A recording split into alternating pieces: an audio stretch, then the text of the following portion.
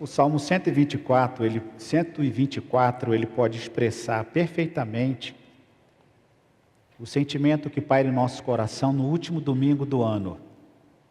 O Salmo 124 é um relato preciso da bênção, da proteção e do cuidado de Deus para com o seu povo.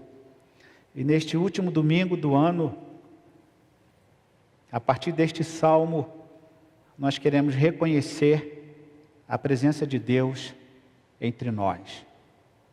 E naturalmente que você também pode compartilhar comigo deste sentimento de gratidão por 2025. Talvez não tenha sido um ano que você imaginou ser no final de 2024.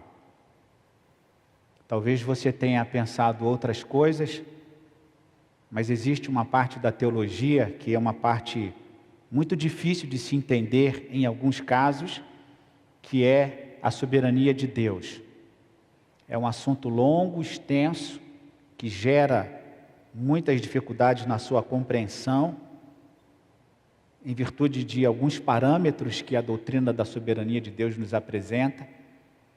Mas a doutrina da soberania de Deus, ela nos conforta, ela nos acalenta, quando nós sabemos que Deus tem um propósito para todas as coisas e todas as coisas contribuem conjuntamente para o bem daqueles que amam ao Senhor. Se nós amamos ao Senhor, a vontade dele para nós é perfeita. E o Salmo 124, ele trata exatamente de uma saga sofrida, perseguida, de um povo que experimentava altos e baixos, e que em alguns momentos, esta experiência com Deus, ela oscilava em bons e maus momentos.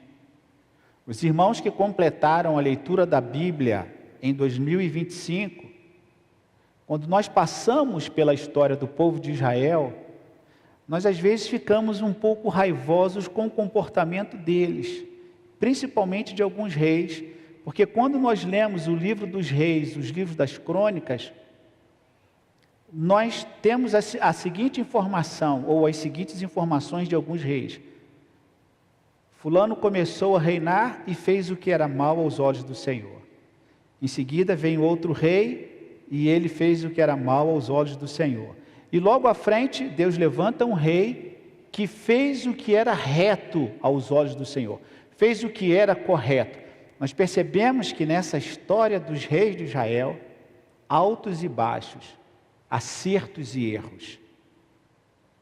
Alguns que eram obedientes, fiéis ao cumprimento daquilo que a lei de Moisés determinava e que por algum momento foi esquecida pelo seu povo, e por isso Deus levantava os seus profetas, os seus sacerdotes e alguns reis para relembrar, como por exemplo no caso de Josias, quando ele promove uma reforma a partir do achado do livro da lei que tinha sido perdido. E Josias promove uma grande reforma. Assim muitas vezes é a nossa história, uma história de erros e acertos. Conversava com uma irmã e ela dizia: um tempo da minha vida, como que eu sofri afastada de Deus. E Deus com chicote me trouxe para a presença dEle. Assim muitas vezes é a nossa vida, mas nós não podemos deixar de agradecer e de reconhecer que em todo esse tempo, seja uma boa história, seja uma má história, reconhecendo que esta soberania de Deus, que este cuidado de Deus, em tudo aquilo que nós fazemos, ao dormir, ao acordar, a Bíblia, ela é repleta de textos que marcam pontos tão específicos de nossa vida, que não tem como você pensar que em algum momento Deus não está conosco. Por exemplo, você vai dormir, a Bíblia diz que Deus está conosco. Ele não dorme, não tosqueneja, não cochila. Quando você acorda, a Bíblia tem textos e números que falam que Deus nos sustenta quando nós acordamos. Quando você vai comer, e aí você lembra da ceia do Senhor, quando Jesus toma um pão, dá graças a Deus e dá aos seus discípulos. Quando você vai viajar, você tem inúmeros versículos que falam que em paz saireis e sereis guiados, porque o Senhor é conosco. Quando você vai fazer um empreendimento, quando você vai comprar alguma coisa, quando você vai resolver um problema com alguém, ou seja, em todo tempo, em qualquer circunstância da nossa vida, você tem uma palavra específica de Deus para cada ocasião. Você vai deitar numa mesa de cirurgia, e eu nunca tinha operado absolutamente nada. Irmãos, eu nunca tinha recebido uma anestesia geral. Eu nunca dormi em hospital por doença. Só acompanhando minha esposa e minha mãe no Rio de Janeiro. Nunca tinha deitado numa mesa de cirurgia. Mas nós temos a presença de Deus em todo o tempo. Veja o Salmo 124. Não fosse o Senhor que esteve ao nosso lado, Israel que o diga. Não fosse o Senhor que esteve ao nosso lado quando os nossos inimigos se levantaram contra nós. Ele nos teria engolido vivos quando a sua ira se acendeu contra nós. As águas nos teriam submergido e a torrente teria passado por cima de nós. Águas impetuosas teriam passado por cima de nós. Bendito seja o Senhor que não nos deu por presa aos dentes deles. A nossa alma foi salva como um pássaro do laço dos passarinheiros. Rompeu-se o laço e nós nos vimos livres. O nosso socorro está no nome do Senhor que fez o céu e a terra. Este é um salmo de romagem, de peregrinação. Quando o povo de Deus se dirigiam para o monte do templo, eles seguiam cantando um atrás do outro numa peregrinação, numa romagem. Isto era comum entre eles. E eles então seguiam declamando os salmos, cantando os salmos. E este Salmo 124 é um salmo que possui esta característica de romagem, de peregrinação. Um atrás do outro, um ao lado do outro, demonstrando uma perfeita união, um sentimento único de gratidão a Deus, se dirigindo ao templo para agradecê-lo. E os salmos, eles são contos. Por isso são ricos, porque eles não apenas expressam intercessão, confissão e tantas outras coisas que temos dito aqui, mas eles são contos, contos verdadeiros. Eles refletem a história de um povo. Então esse marchar, este caminhar em direção ao templo, que não apenas é uma expressão de uma oralidade, mas é uma expressão do fundo do coração por aquilo que eles sentem em relação a quem eles adoram. Caminhar e marchar em direção ao templo era recheado de um sentimento de adoração e de reconhecimento antes mesmo que eles entrassem no templo. A adoração a Deus não começa no templo. Não começa quando a gente entra por aquelas portas ou aqui e quando nós nos assentamos aqui. Para alguns não começa ali a adoração. Para alguns a adoração começa lá na casa, quando sai de casa, quando entra no carro, quando passa de um trânsito até aqui. Mas parece que para alguns, a adoração não começa nem em casa e nem quando está aqui. Este sentimento que eles nutriam de agradecer e de reconhecer a Deus pelos seus atos poderosos nesta saga sofrida que eles viviam, de constantes conflitos com os seus inimigos. E esse salmo é um salmo de Davi, que Davi foi um rei extremamente perseguido. Eu não queria estar na pele de Davi. Que homem sofrido. Um homem segundo o coração de Deus, mas que praticamente em toda a sua vida, ele recebe críticas. Ele sofre com os seus opositores, com os seus inimigos, de fora de Israel e de dentro de Israel. E ele foi considerado segundo o coração do Senhor. E ele é o autor deste salmo, que não perde a sua gratidão a Deus, não perde a sua devoção, não perde a sua fé, porque ele está sendo alvo dos seus opositores. Pelo contrário, ele encontra ânimo, fortalecimento, porque ele está indo em direção não simplesmente a um espaço geográfico, mas ele está indo em direção ao lugar da habitação de Deus.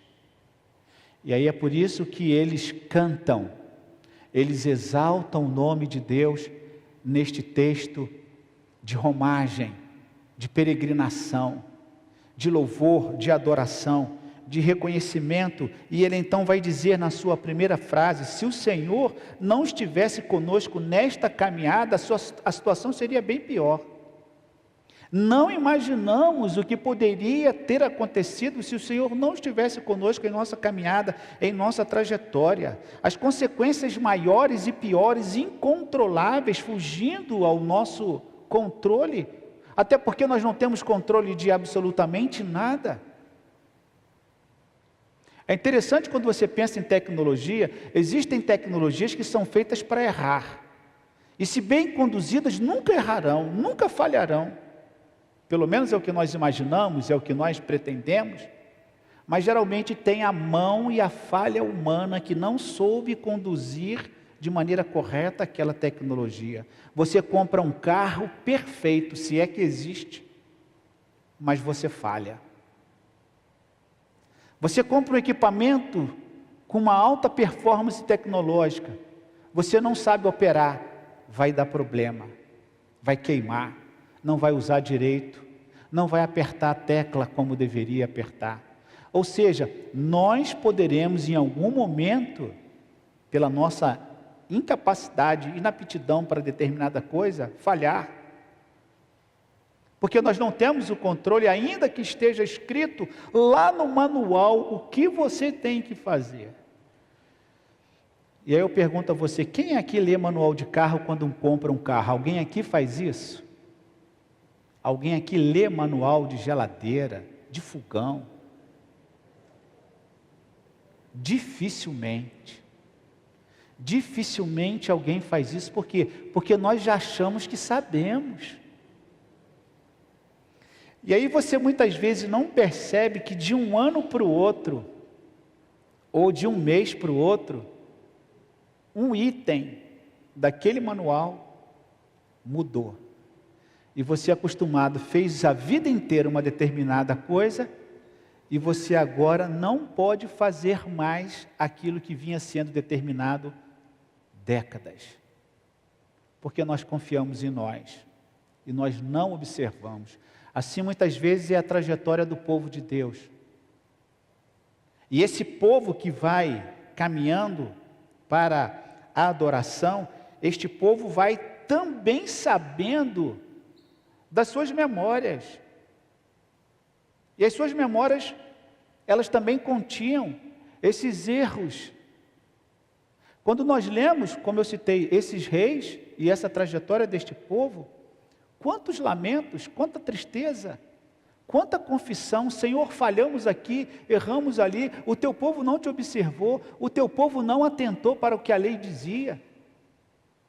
Ao ponto de nós lermos alguns textos em que a Páscoa, que foi uma determinação de Deus, lá no capítulo 12 do livro do Êxodo, não ser observada. Pecado gravíssimo. Era não cultuar a Deus, lembrando por meio da Páscoa. E eles deixaram de observar décadas. Prova disso, a Babilônia vem e leva todo mundo para o exílio, e lá eles ficam 70 anos, por eles não terem obedecido a voz de Deus. Então nessa peregrinação eles vão levando a gratidão, eles vão levando o reconhecimento da bênção e da presença do Senhor, mas eles também carregam a confissão, eles carregam no coração, sabedores que eram de que os seus erros e os fracassos acompanham. Porque nós carregamos isso. Nós não conseguimos muitas vezes apagar o nosso passado. Nós carregamos determinadas coisas conosco, porque nós somos assim. Estas questões estão conosco muitas vezes ainda internamente, na nossa mente, no nosso coração, nutrindo ou não, esquecendo ou não, muitas vezes essas questões estão ali latentes em nosso coração. Mas é muito interessante perceber o significado de um cântico de peregrinação, que é algo que acompanha o seu povo em todo o tempo, em toda a trajetória. Ou você só canta quando você vai para o templo? Você não canta na sua universidade, é óbvio que você não vai numa sala de aula, farei um solo aqui, vou cantar um cântico que a igreja cantou isso ontem à noite. Não é isso, não estou falando disso. Você não vai no seu ambiente de trabalho falar com todo mundo, parem agora que agora eu vou pregar e fazer um solo. Eu não estou dizendo isso. Eu estou falando e fazendo referência àquele sentimento de adoração que vai no coração, que faz com que você permaneça neste sentido, não só quando você vai para o templo, mas quando você vai para a sua vida. Veja, nesse texto, este salmo que apresenta o sentimento de um povo sofrido, em constante conflito, numa saga de peregrinação terrível, mas eles sobem entoando cânticos de louvores a Deus. Isso que eu queria passar para você nessa manhã. Qual é o sentimento que nós nutrimos em nosso coração com relação à gratidão que temos para com o Senhor e o reconhecimento pela sua presença durante 2025? Não sei qual que é a sua previsão para a sua vida pessoal, para os seus empreendimentos, para os seus votos para 2026. Nós já sabemos, e eu adianto para os irmãos, neste último sermão do ano de domingo, nós teremos um ano difícil em 2026. As previsões não são boas, do ponto de vista político, que a igreja deverá saber transitar, como soube na última eleição, nesse momento de transição política, nesse momento de votação, em que a igreja de Cristo deverá ser a igreja de Cristo. E por isso nós devemos já começar a orar, pela nossa membresia, pelo nosso povo, pelo conselho pastoral que dirigirá os sermões e as pregações, para que a igreja de Cristo seja a igreja de Cristo nesse tempo que o nosso Brasil enfrentará com relação à eleição, e que nós não percamos lá no final de 2026, quando você passar por ele, e você novamente possuir o que possui aqui nesse Salmo 124, esse sentimento de gratidão a Deus, porque Ele sempre esteve ao nosso lado. O texto também nos mostra que, se o Senhor não estivesse conosco, os inimigos, vejam aí, verso de número 2, se o Senhor não esteve ao nosso lado quando os nossos inimigos se levantaram contra nós, o que eles fariam? Eles nos teriam engolido vivos. Ou seja, eles lidavam com um inimigo cruel, impetuoso, maligno, que se levantavam tudo contra Deus e contra o seu povo, na tentativa de desanimar, de desarticular, de ferir, de machucar, de provocar divisão. Quando, por exemplo, Neemias na reconstrução do templo e Esdras na reconstrução do templo e Neemias na reconstrução dos muros, como eles sofreram oposição, porque a oposição vai se levantar contra sempre. Mas eles seguiam a obra do Senhor porque eles estavam perseguindo o objetivo que era fazer a vontade de Deus em todas as coisas. E é por isso que o inimigo se levantava furioso, impulsionado para destruir e para aniquilar e para frustrar as ações do povo de Deus. E eles aqui são comparados aos leões e aos cães de uma maneira muito raivosa, com ímpeto de destruição, de ferir, de matar, e de destruir. Ele usa aqui esta figura dos leões com a sua ira e com o desejo de aniquilar a presa. É um texto, inclusive, muito contundente que Davi remete, porque eles sabiam muito bem o que era enfrentar um leão, porque o texto bíblico, os textos bíblicos anteriores ao Salmo 124, eles já se davam conta do que Sansão enfrentava e do que o próprio Davi enfrentava, porque ele disse que feria um leão e feria um urso. Então eles sabiam o que era enfrentar um leão, com toda a sua garra, com toda a sua força e com todo o seu poder de destruir a presa. E se você espiritualizar isso, a Bíblia diz que Satanás, como leão, ele tenta destruir o seu povo. E nós não podemos descartar a ação maligna de Satanás, o opositor do povo de Deus, para com as obras que Deus faz. Nós não podemos descartar a ação maligna na sua vida, na vida da igreja, em nossa vida. Ele também vai dizer, no verso seguinte, verso 4, as águas nos teriam submergido, e a torrente teria passado por cima de nós, as águas impetuosas teriam passado por cima de nós.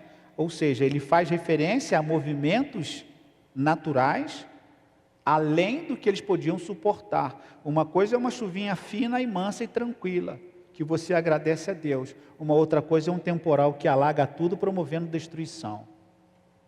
O sentido aqui é a pior chuva possível, o pior problema possível. O que nós vamos enfrentar em 2026, nós não sabemos.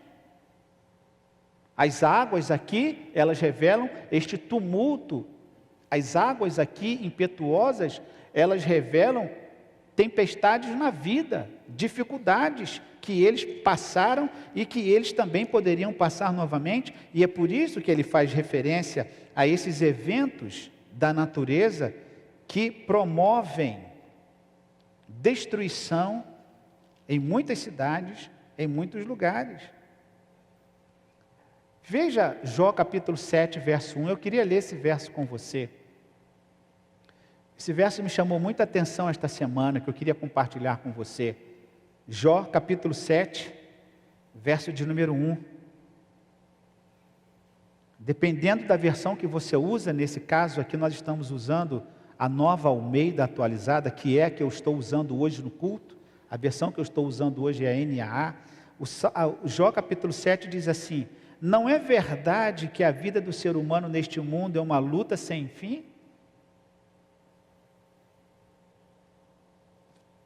Eu estava lendo um filósofo que eu não lembro o nome dele, até porque o nome dele é alemão, e eu estava com dificuldade de pronunciar o nome desse filósofo alemão, e na introdução do capítulo dele, ele cita esse verso 1 do capítulo 7 de Jó, e ele escreve assim, parafraseando o verso: a vida é uma luta. E eu falei, é isso, a vida é uma luta. E eu fui conferir nesse verso 1 do capítulo 7. Não é verdade que a vida do ser humano neste mundo é uma luta sem fim? Me diga se você está vivendo fora dessa realidade. Glória a Deus por isso, que assim seja. Talvez você esteja vivendo sempre na Disney. Ótimo, que bom. Viva sempre na Disney, nunca saia de lá. Alguém disse assim, eu achei muito interessante: ficam falando para a gente sair da zona de conforto, mas quem disse que eu quero sair da zona de conforto? Eu quero é permanecer nela. Pense bem, não é verdade? Para que você vai sair da sua zona de conforto? Se todo mundo busca a zona de conforto, a tranquilidade da vida, para que você vai mudar essa história? Como aquele crente evangelista que bateu numa mansão, tocou a campainha, uma mansão absurdamente rica e poderosa, com um maravilhoso jardim, e ele tocou ali para aquele homem rico, milionário, poderoso, dizendo o seguinte: eu queria falar de Jesus porque Jesus quer mudar a sua vida. E o homem disse assim: eu não preciso mudar a minha vida, para quê? Eu já tenho tudo que eu tenho. Mas não importa que tipo de vida você tem, ou se você está na Disney, ou você está num sertão árido e seco. O fato é que a Bíblia diz que a vida do ser humano é uma luta. Não são os seus dias como os de um trabalhador diarista, ou seja, de sofrimento, de dor. Esta riqueza do texto bíblico que nos mostra. E é por isso que, voltando lá para o Salmo 124, quando ele vai apresentar o tumulto da água, das ondas, que geram destruição, descontrole, se tivesse acontecido, e se Deus não tivesse conosco, as águas teriam feito com que nós morrêssemos afogados. Mas ele conclui no verso 6. Vamos todos ler, irmãos? Bendito seja o Senhor que não nos deu por presa aos dentes deles, ou seja, bendito o Senhor, graças a Deus os inimigos tentaram, mas não conseguiram. Os leões, os cães tentaram, mas eles não conseguiram, e nós estamos aqui, você está aqui, você chegou em 2026. Esperamos até 31. Calma, pastor, 31 está aí, ainda não chegou. Mas nós vivemos e chegamos, e até aqui nos ajudou o Senhor. Diz o texto aí, vem o verso 6. Bendito seja o Senhor que não nos deu por presa aos dentes deles. A nossa alma foi salva como um pássaro do laço dos passarinheiros. Rompeu-se o laço e nós nos vimos livres. Tentaram te enlaçar, mas Deus te livrou. Tentaram uma armadilha contra você, mas Deus te livrou, porque o Senhor esteve conosco. E vamos todos, irmãos, encerrar todos lendo o verso de número 8. O Senhor, nosso socorro, está no nome do Senhor, que fez os céus e a terra. Reconheça, portanto, agradeça ao Senhor. Nutra no teu coração essa gratidão pura, de que se o Senhor não estivesse ao nosso lado, ao seu lado, como é que seria? Que saiamos daqui, irmãos, como eles iam para o templo, cantando, louvando na perfeita unidade da presença do Senhor, cantando, louvando e reconhecendo a proteção de Deus, do Senhor para com eles, e que isto também seja visto e vivido por nós no tempo que se chama hoje. Que Deus nos abençoe.